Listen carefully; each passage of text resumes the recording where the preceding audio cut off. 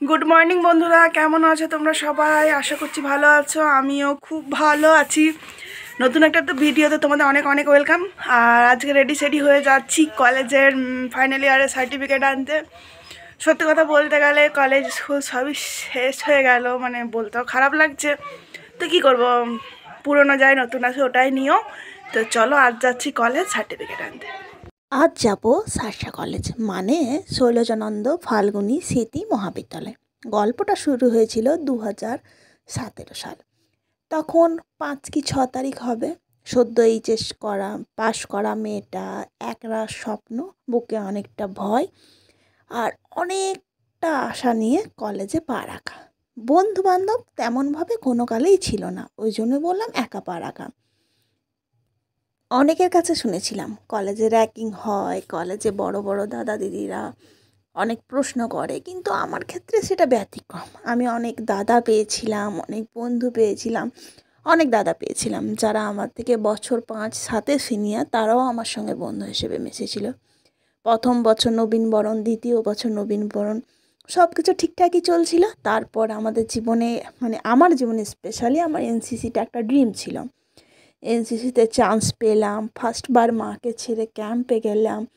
মানে একটা আলাদা অনুভূতি ছিল। যখন ট্রেনে চাপছিলাম, মামা পাশে ছিল, তখন মনে হচ্ছিল মাকে ছেড়ে এতদিন থাকতে পারবো। আবার ফিরে আসার সময় সেদিনও চোখে জল নিয়ে ফিরেছিলাম। ওই যে নতুন অনেক বন্ধু পেয়েছিলাম। ছোট থেকে দিদি বাইরে থাকার কারণে, মানে মামার বাড়িতে থাকার কারণে কখনো ভাগ করে খাওয়া হয়নি, ভাগ করে শোয়া হয়নি, থাকা হয়নি। এনসিসি করে ওইটা শিখেছিলাম, ভাগ করে খাওয়া, এক জায়গায় লাইন দিয়ে খাওয়া, ইউনিটি, ডিসিপ্লিন, অনেক কিছু শিখেছিলাম। অনেক প্রোগ্রাম করে অনেক প্রাইজ পেয়েছি, যেগুলোর হয়তো আমি যোগ্য ছিলাম না, আমি মনে করি।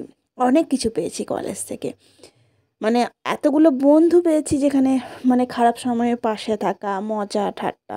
এনসিসি করে 6-7 জায়গা ঘুরতে পেয়েছি, প্রায় 70 জন বন্ধু পেয়েছি। ওগুলো জীবনে আমার মনে হয় বেস্ট পাওয়া।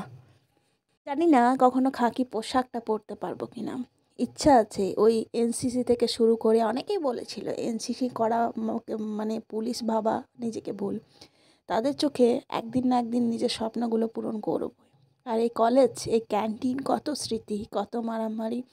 জীবনে অনেক বন্ধু হারিয়ে গেছে, যারা আছে তারা ভালো থাক, কলেজটা ভালো থাক।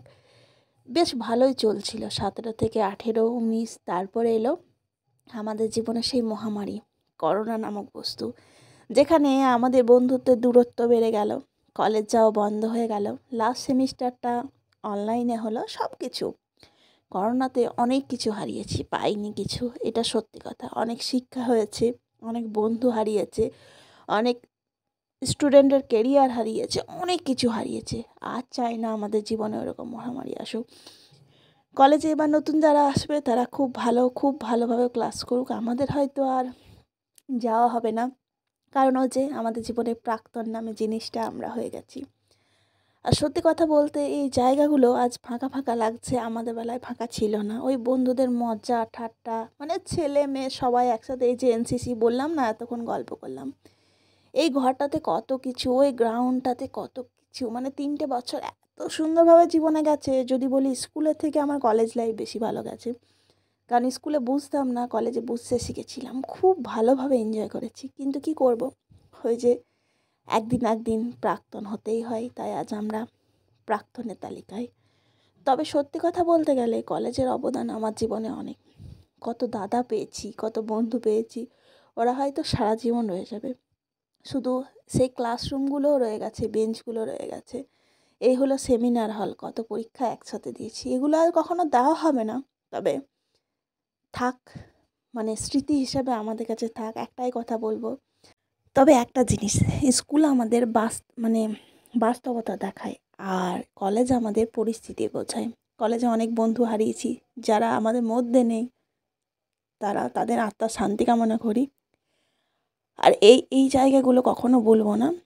আজ খুব বলতে ইচ্ছে করছে, যায় না ভোলা তবু তাকে, চাই যেন সে সুখে তাকে। ভালো থেকো আমাদের প্রিয় জায়গা, আবার নতুন আসবে।